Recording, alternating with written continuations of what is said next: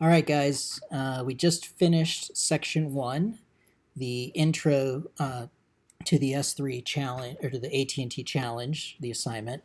This is video two, the section two called the sponsorship activation framework. So what I want to give to you guys here when we talk about a framework is just kind of a framework for how you guys can approach tackling this project. Because what you're going to be doing is hearing various information from the Cowboys and from AT&T, and really this is intended to give you guys some thoughts on how to kind of organize the information you're getting, but then also how to then work through it as you're developing your activation strategies.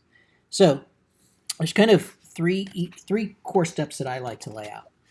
The first thing is you want to find the interaction between AT&T and the Cowboys brand. So really what you want to think of is you think of these kind of two circles.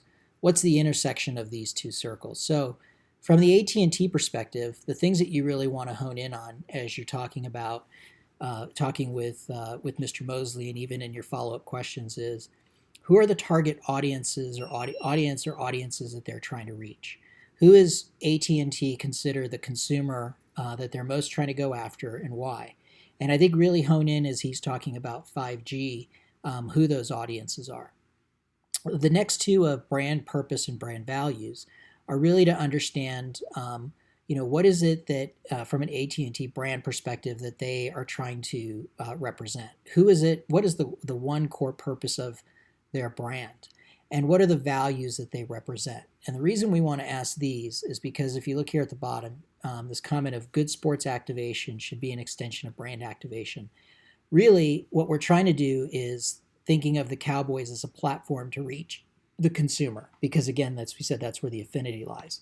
So really what we want to make sure is anything that we activate through the Cowboys has to be an extension of AT&T's brand purpose, their brand values, what do they view as their value proposition, and then ultimately, if they have a call to action that they want consumers to take through the Cowboys. For the Cowboys, again, similarly, you want to understand, get an idea of who their fans are. What fans, audiences do they engage with? The Cowboys have a very vast audience, but again, what we want to now find is where's the intersection of who's AT&T trying to reach and who can the Cowboys deliver. And then secondarily, really ask the Cowboys, if you get the chance, to really understand what is it about Cowboys and their fans that's different from any other sports property in maybe the Dallas area. So there is an emotional connection between them and their fans, arguably probably greater than any other team. But there's a lot of competition. You have the Texas Rangers, and they have a new ballpark that's literally right next door to AT&T Stadium.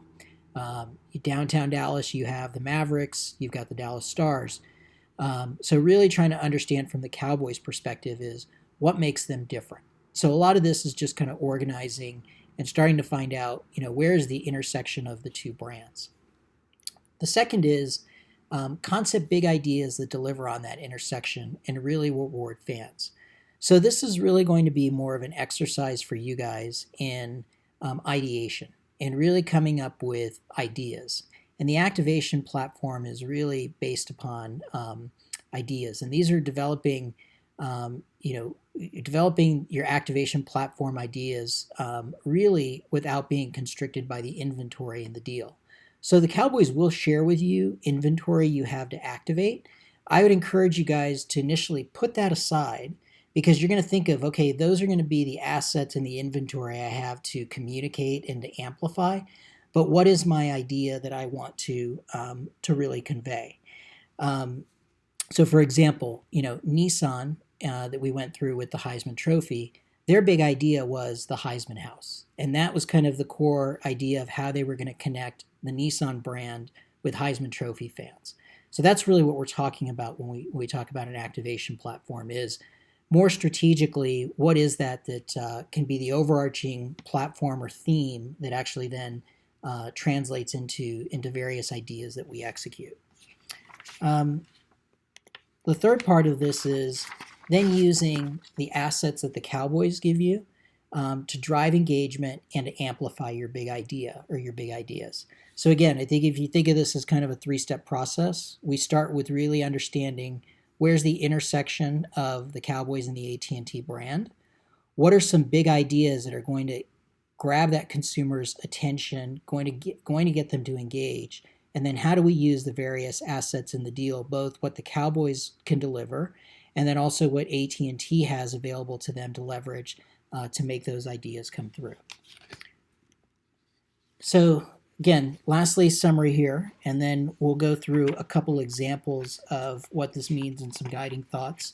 One, again, we're going to find the intersection between the AT&T and the Cowboys brand. Two, concept those big ideas that deliver on the intersection. And again, I think you guys are probably wondering how many. Typically, what we see in presentations is no less than 3, no more than 5. I would ask you guys to really stay in that range when you're starting to think of big ideas, is come up with ways to engage fans, but try to keep it in that range of 3 to 5, no more, no less. And then lastly is how we're going to use the Cowboys assets to drive the engagement and amplify. So I'm going to pause here, and then our next section, section 3, will be about how you can put your presentations together to really tell a story in a dynamic way.